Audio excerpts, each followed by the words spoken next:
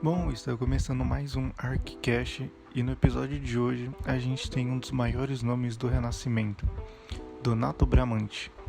Durante o programa teremos vários tópicos, como a trajetória de vida profissional, principais obras, estilo arquitetônico, referências e o impacto de seu trabalho na arquitetura. Ao final de tudo, esperamos esclarecer quem foi esse grande arquiteto. Bramante nasceu em 1444 em Urbino, na Itália. Quando morava com seus pais em uma fazenda, desde criança ele já gostava de cálculos e pintura, e tudo isso por influência de seu pai. Por conta disso, começou a estudar artes ainda jovem na oficina Fra Carnevale, onde se especializou como pintor para a criação de cenas arquitetônicas que eram usadas como pano de fundo nas representações. A primeira formação de Donato Bramante foi em sua cidade natal, que naquela época a atividade artística estava em alta, permitindo-lhe então o contato com o trabalho de alguns dos maiores pintores e arquitetos renascentistas, que por ali exerciam a sua atividade, como por exemplo o pintor Piero della Francesca e Leon Battista Alberti, o grande teórico do Renascimento italiano, foram as principais influências na primeira fase de sua carreira. Em 1466, em Lombardia, Donato executava as obras que marcariam a arquitetura do Renascimento. Dentre elas, a Igreja de Santa Maria della Grazie, em 1476, e a Igreja de Santa Maria presso San Satiro, em 1497, que encontra-se poucos passos da Piazza Duomo, em uma pequena rua da Via Torino, uma verdadeira joia de arte e arquitetura. Bramante tinha certa obsessão pela planta centralizada, geralmente em forma de cruz grega, e fazia uso de formas geométricas, e um exemplo disso é a própria planta da Basílica de São Pedro. Sua ida para Roma, a sua obra sofre uma verdadeira evolução, tornando-se uma das mais influentes da sua época. Com o impacto disso, podemos observar que Bramante utilizava a característica dos monumentos do Império Romano. Na imagem do Templo de Vesta, similaridade com o Tipiento de San Pietro, sendo assim utilizado como fonte de inspiração para essa obra.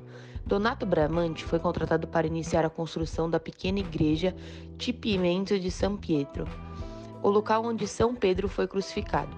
Esse edifício tem característica circular apoiado em colunas de ordem toscana, de tamanho pequeno comparado aos demais construídos naquela época, e possui uma cúpula, assim criando uma nova forma de igreja utilizando algumas características que até então só eram observadas em grandes construções. Esse templo teve grande relevância para a arquitetura, trazendo uma base estrutural até os dias de hoje. Bramante aprofunda seus conhecimentos na arquitetura, com seu plano de criar uma perspectiva de cidade ideal. Desempenhou um papel importante como arquiteto urbanista, remodelando várias vias e praças de Roma, tornando-a definitivamente uma cidade renascentista e rompendo com o traçado urbano medieval.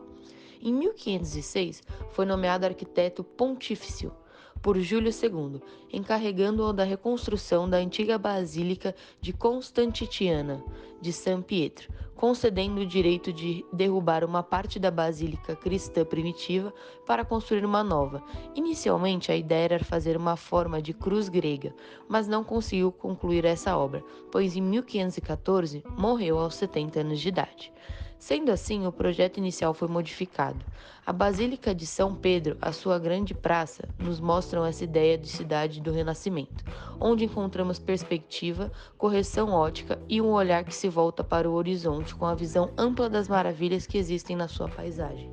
De acordo com tudo o que estudamos ao longo desse projeto, podemos concluir que Bramante foi um grande arquiteto e de extrema importância para a história da arquitetura. Podemos observar suas influências nas construções, como o uso de simetria, geometria e proporção.